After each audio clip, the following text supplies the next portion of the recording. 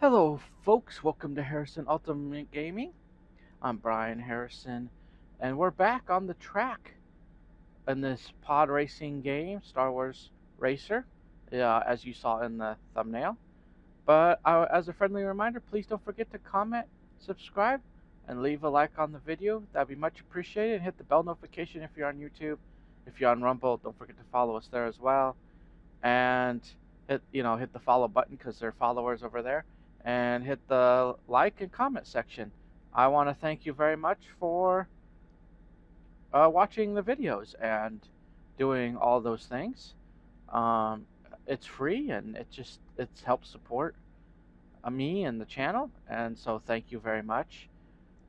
Just doing that, nothing else. I mean, it'll help me get some places hopefully. But besides that, we're here just to have fun anyway. So this is Ebe Endocott, as I think I've mentioned.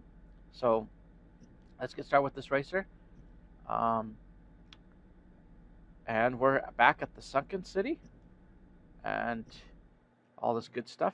Let's get started.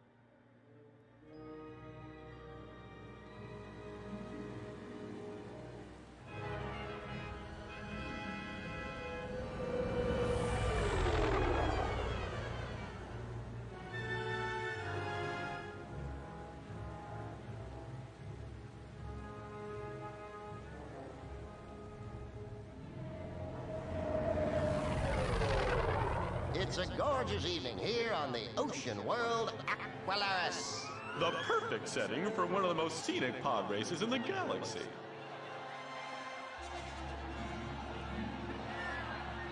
Your host, the lovely and gracious governess, the Ebe Endocott.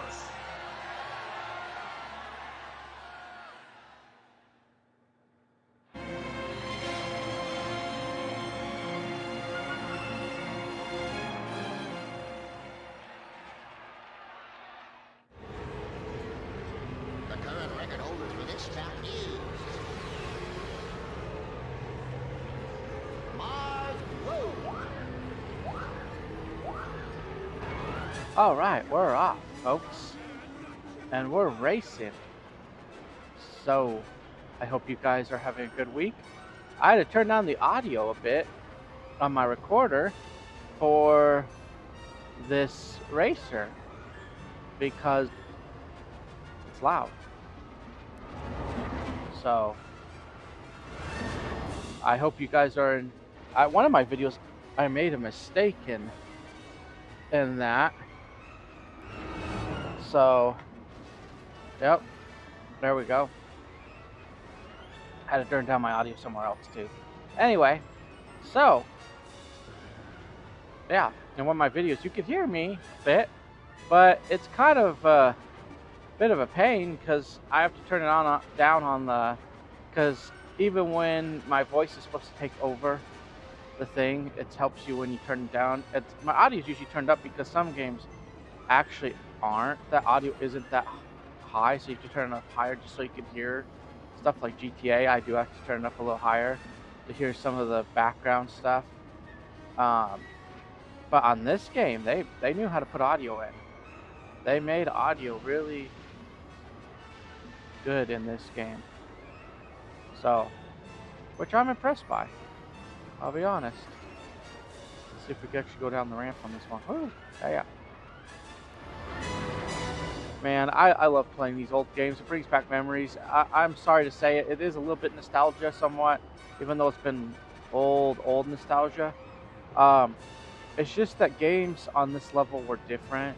I mean, could the graphics be better?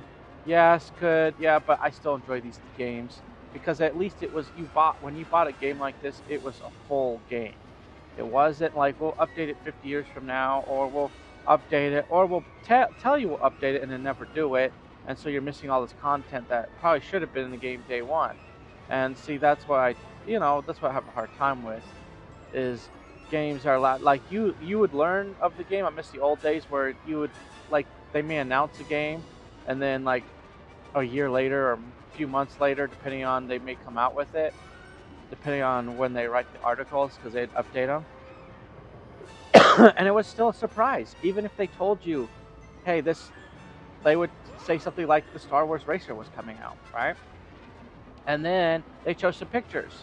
And then the rest of it, you just assumed. They're like, oh, I wonder what tracks are going to be there. I know tattooing because they would put a picture of that because they'd make it, because it's famous in the Star Wars.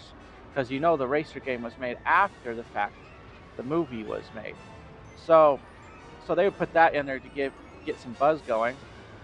And you'd read these things that you would either go to the store or buy, so like, or mail. I'd get through my friend because my friend would read them, get bored, and say he didn't want them, and I would read them, and that's how I'd find out about cool games, like even GTA at the time, for the, and I still think that some of those older GTA games, in spite of what they do, oops, didn't make it through the door quick enough, in spite of what they did, in spite of some of their glitches and stuff, that you still got a completed game, and you still got, for the most part, from what I remember, you still got what they put in the game. They didn't just throw out everything and then try to tell you all this cool stuff that they could add or would be added or whatever, and then you get half of what they claimed.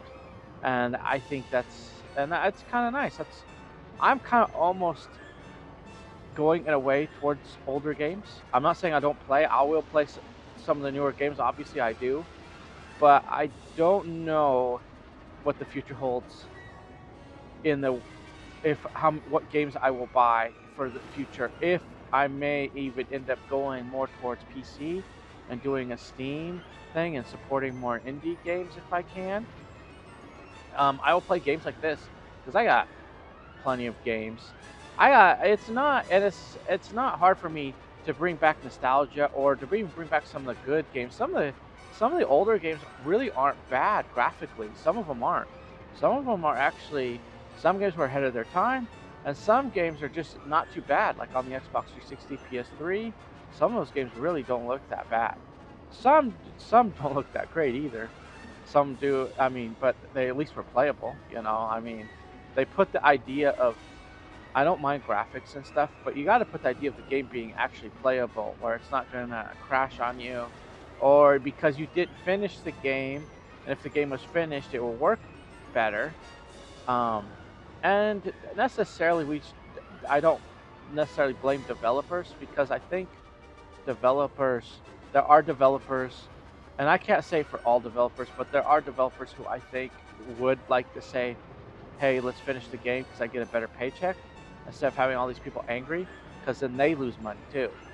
And that's what people forget. The gaming industry is a bunch of people that make games, not just the CEO who sits back and makes bad decisions because he's never really played a game in his life, or he pretends he has, because even people who play games like me on a regular basis, can understand that things can actually function and work and stuff, because we've played a lot of games. I've played a lot of games, and games can actually be fun, and enjoyable. This game is fun. We're enjoying it right now. So, yeah. So don't be afraid if you really want to pick up games for yourself, and you're like, oh, I can't really be online right now. Maybe because I had a period of time where I couldn't have internet. I just didn't, financially it wasn't there. I later was able to. It didn't take me very long, to be honest, but I was later able to. I got a deal and stuff, and it was pretty, for a long time. I was able to, and then I just maintained stuff I needed to maintain that was important, and didn't buy hardly anything outside of that. But I played a lot of games that I didn't have to use my Xbox One or whatever online, or I remember when they did that, but I still was able to play a lot of games. If you have to, buy an older console or buy a really good emulator that you have to read the reviews and look and see and kind of take your time. Don't just go around buying stuff, because that's what some of these emulators want you to do, is not read and just buy. You got to read. You got to know if it is actually good. Maybe even look into it. Somebody probably did a YouTube video on it.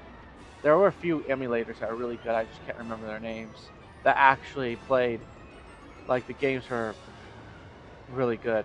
So Um, but it's just you know, it's just a hard time. I mean, I have a hard time supporting the gaming industry myself anymore, just because it used to be so much about fun. Like, look at this. This is why I like. This is the reason why I like these older games, because it wasn't made to make. Yes, they were going to want to make some money, which isn't a bad thing, but it was made first to be fun, and then money was like, okay, what can we get from this eventually? But they made the game first, and they actually finished the game, and that's where the money came in, and that's good. That's a good way of approaching things. But anyway, I hope you guys enjoyed me racing with this guy. I know we'll have a little conversation because there's just music playing in the background and not much. They're not exactly talking to each other. But I hope you enjoy my game, and I wish my playthrough, and I wish we'd bring fun back into gaming again because it is fun. That's the whole point of games. Was before it became esports or any of this was to enjoy the game and to have fun. So I hope you guys have fun, and till next time, see you guys. Hopefully see you in the next video. But until then, God bless you. Bye for now.